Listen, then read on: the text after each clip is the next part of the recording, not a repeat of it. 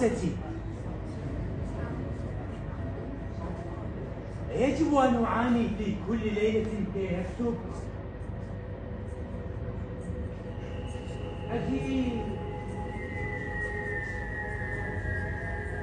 عجيب هذا الجسد وهذه الروح يعشقان تعذيبي وإحزاني.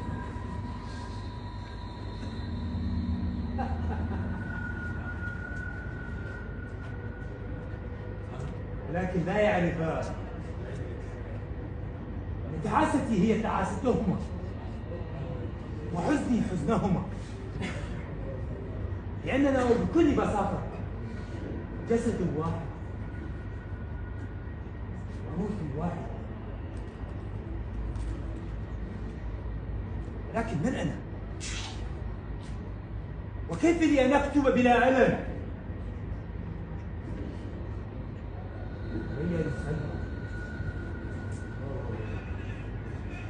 ما هذا التعب الذي أعانيه؟ يجب أن أصلي.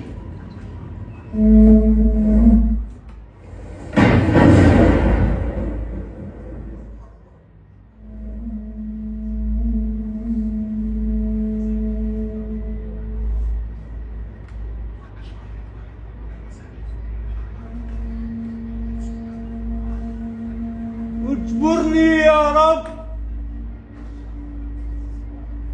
علمني كيف أكون قويا، علمني صلاة تخصني وحدي،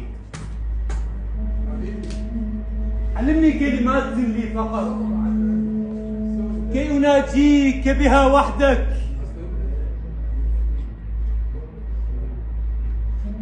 علمني أن أكون أنا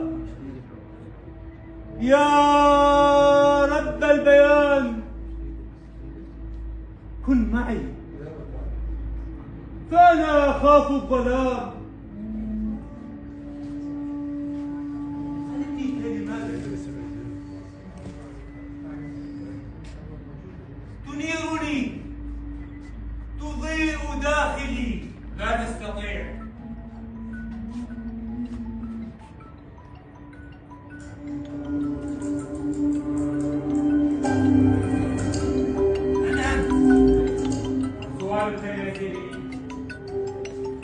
قل لي كيف دخلت غرفتي؟ من السقف. تكلم. كيف دخلت؟ حتى النوافذ لقيتها قبل أعوام. أعرف ذلك. ماذا تعرف؟ أنك أشجع سيد في هذا الكون. وأنت؟ أنا لم أستيقظ بعد. هل أنت مجنون؟ لقد أيقظني الحلم، رغم أنه لم يكن حلما جميل. وأين كنت؟ كنت أفضل المضي، بس لو قبل المكان وتساءلت. ما هذا المكان طبعا؟ إنه المكان الذي يختبئ فيه. هل أنت مجنون؟ كلا. إذا ماذا تريد مني؟ أريد قتل الرعب في مسامعي.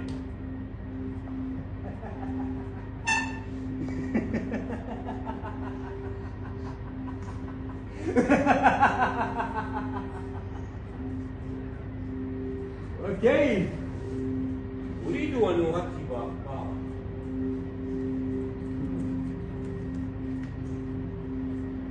وكيف ذلك؟ كل ما عليك فعله الآن هو النوم. النوم فقط. عليك أن تلتف على بعضك مثل الحلزون. حلزون؟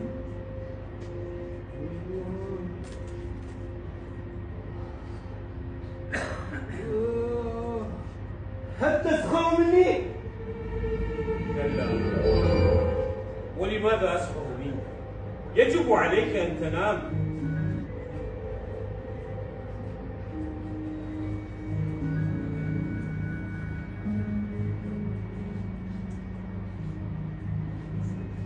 أنا أحاول منذ ساعة،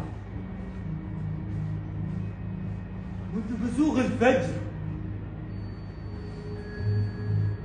منذ الحرف الأول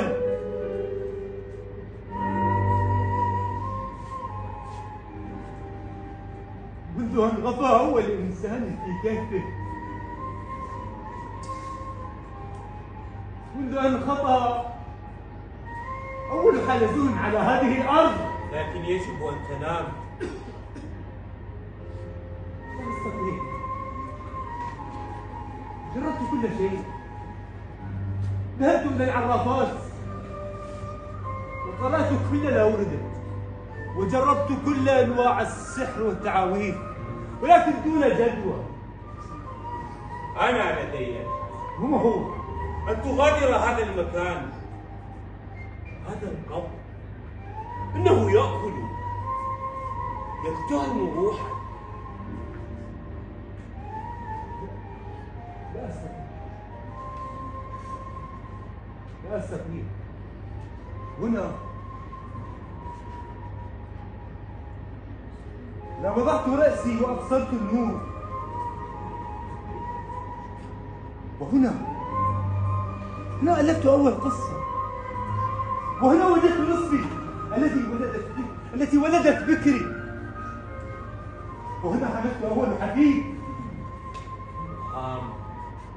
ترهات، هواجس، أول حرف خطبته قد بلى، وكتبك على الرفوف تأكلها الأكل.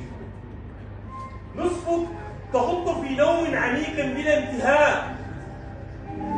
مع بكره فقد صار طعاما للقروش، وهو يبحث عن أمل لحفيده، وأنت تقبع هنا. داخلك مظلم مرعب، وأنت في كل ليلة تتآكل بين الوسادة والسب. يجب أن تغادر. اخلص.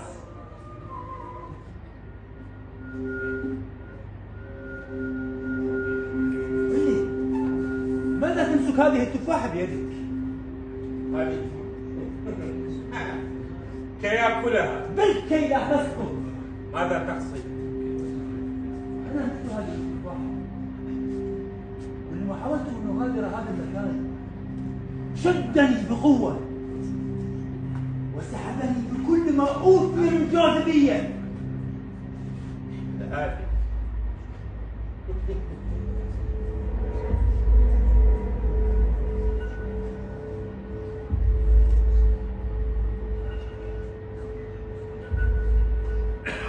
خذ هذه.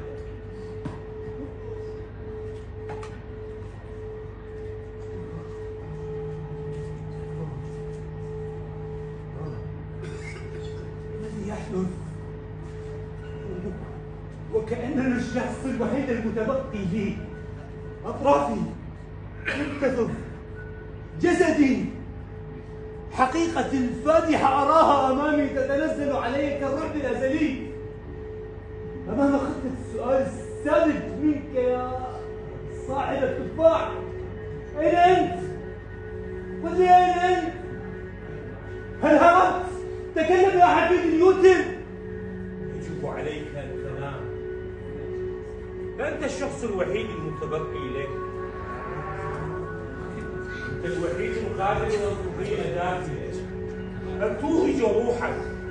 نم قبل أن تستيقظ أطراف الفكرة، قبل أن ترمي فجورها، قبل أن تمتصك وتشرب مصيرك وتلفظك جافا وعاجز. علي أن أطفئ هذه الآلة المجنون التي يسمونها الدماغ.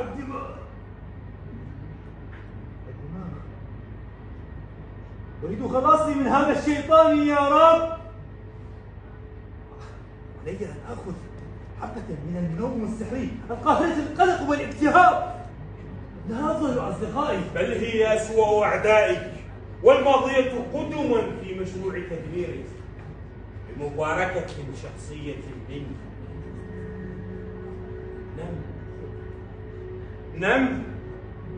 عليك أن تستيقظ صباحا وتركض لنهاية القديم.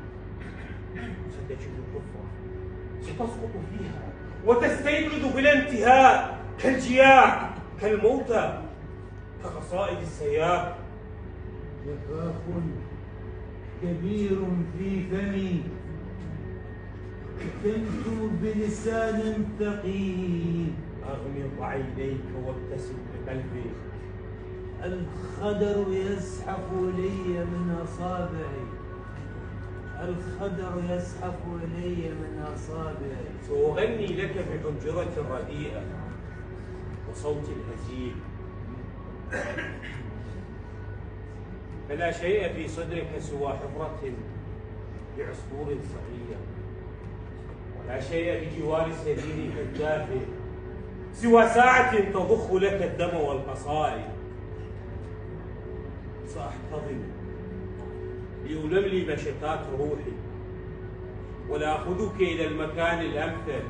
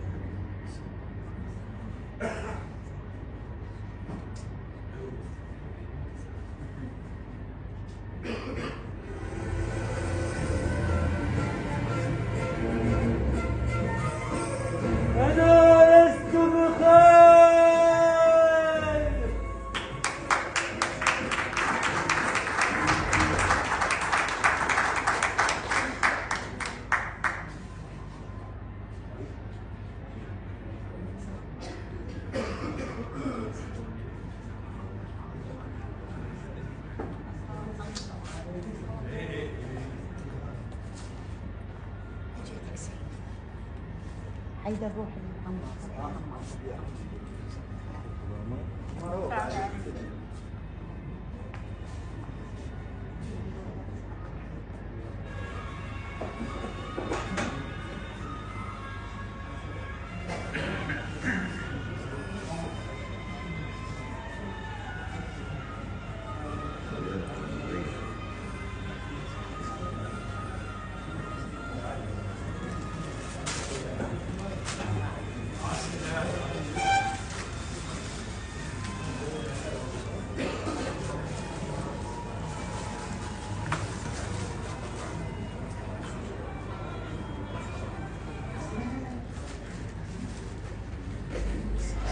كل الشكر والتقدير للأحبة في فرقة السراج الفنية على هذا المشهد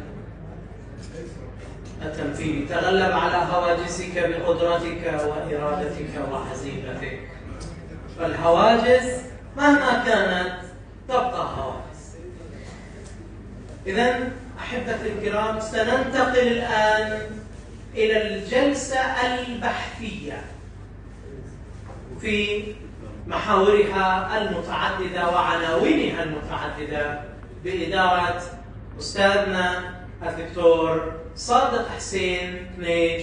فليتفضل مع باقي الأساتذة المشاركين.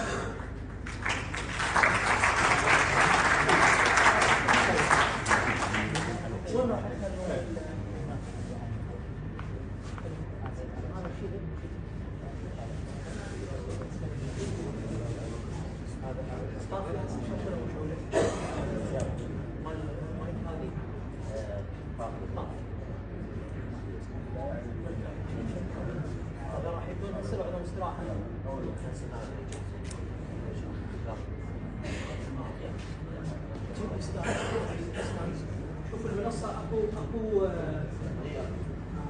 يعني المنصة هنا لو ميز تداول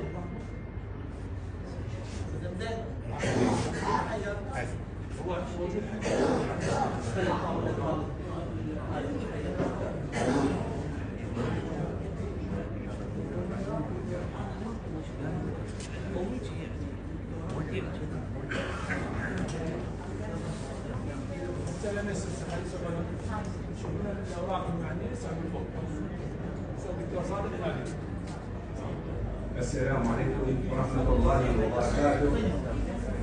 على بركة الله نبدأ في الجلسة الأولى، وهو التأهيل الدراسي. أدعو مقرر الجلسة الأستاذة هالة الجار تفضل جنبي الأستاذ خالد.